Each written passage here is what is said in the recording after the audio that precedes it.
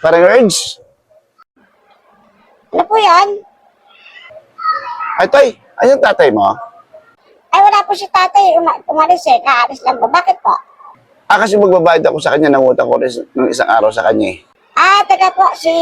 Tatawagin ko si nanay. Si nanay po nakakaalam yan. Nay! Nay! Sandali lang po. Tatawagin ko si nanay ah. Nay! Nay!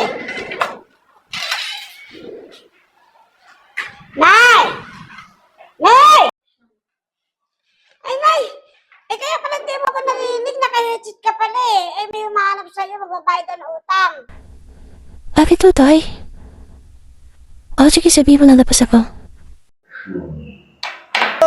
Magandang dilag, puso ko Yun.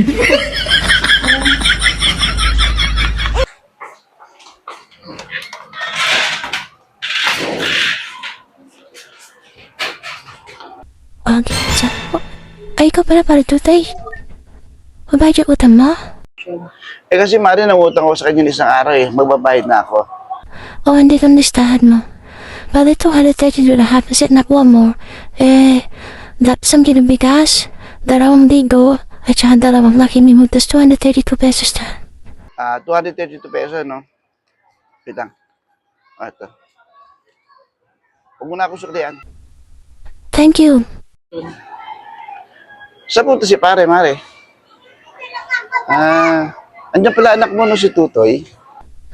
Naku, ayun. Huwag ka tawag sa akin, lumabas, sinabayan ng labas, ayaw mong pantay ni tindahan.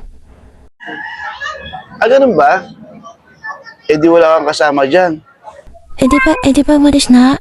Di wala kang kasama. Or sa pare mo, labos ang hanap, ayaw kasama sa bahay. May napansin ako sa iyo, Mare. Ano yun? Parang gumaganda ka. Go hot, mabuda ka ha? Bakit? Pupunta ka na naman. Hindi, napansin ko lang naman kasi gumaganda ka eh. Sige na nga. Marami pa akong gagawin. Bula-bula pala rin ko mula kong paring. Sige, sabihin lang kay pare ha. Salamat. Ay, Mare. Ba't ikaw ang bantay? Asa si pare? Wala si pare mo eh. Si Tutoy naman yun, lumabas. Napansin ko si parin Dudong galing dito ha. Bakit mo utang na naman? Hindi. Nagbayad ng utang yun. Yun oh. May nagbayad na. Di makakautang na ako. Aling ko! Ano daw? Aray ko!